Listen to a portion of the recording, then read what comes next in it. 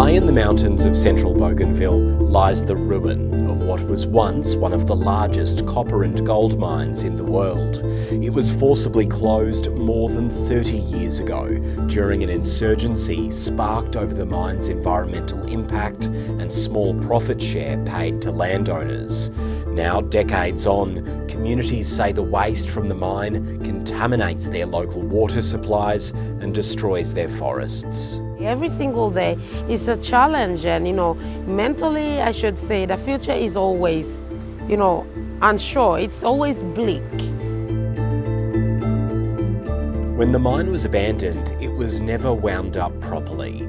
In the time since, locals have moved into the mine pit, living among the decaying infrastructure and the twisted skeleton of the mine's concentrator.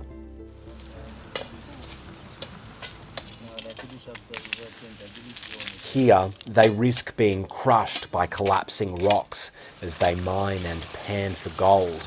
Many feel they have little option, with farmland destroyed by flooding caused by the millions of tonnes of mine tailings dumped into the river valley. Most of the land is underwater, or it's full of water and it's swampy that we cannot grow any cash crop. So life has changed a lot. People are really struggling now to find money to pay for school fees, to pay for medical expenses, even to build good houses.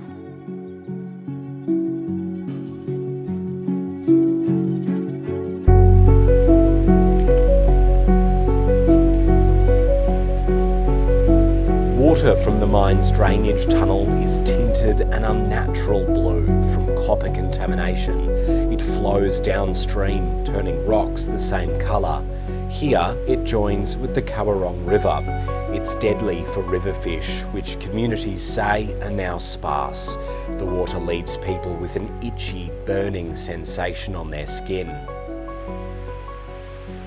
Levees built to contain the mine tailings are failing and have eroded significantly. With heavy rainfall, huge amounts of tailing sand and sludge washes into rivers and creeks, directing floodwaters into villages and hamlets and contaminating once cleaner water supplies.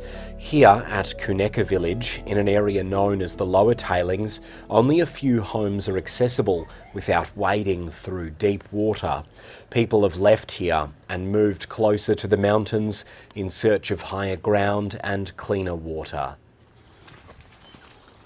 This man relies on the little groundwater he can get for his family and has to quickly put out containers to collect water when it rains. When the mine was operating, the Jaba River was destroyed, including all the smaller streams. When we see that it is about to rain, we put out things to collect rainwater, but if we are late, there will be no water, this man says. Community leaders say the majority of people here don't have access to clean drinking water. All our sources where we used to get clean drinking water, it's been polluted by the mine, by the tailings.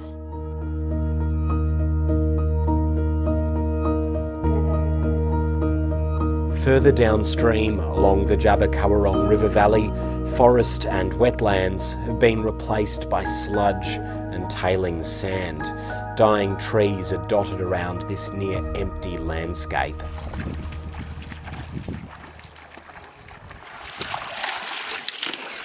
Families pan for gold here too, standing in the contaminated water to do so. It is to support us to buy food and school fees. We come and pan for gold here to get little money to sustain us. When we come, we bring water in containers and drink from them.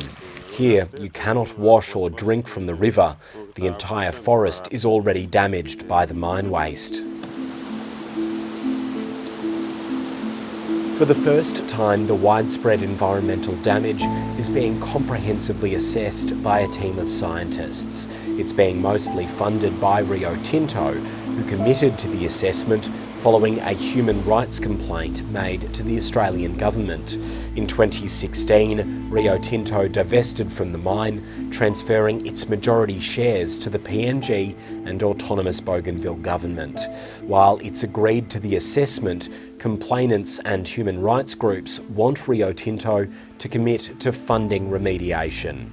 They have to come out publicly, even if they're not going to go to the details, if they can say, yes, after the assessment, we are committed to finding solution and then doing something about the findings of the assessment. There's none as yet.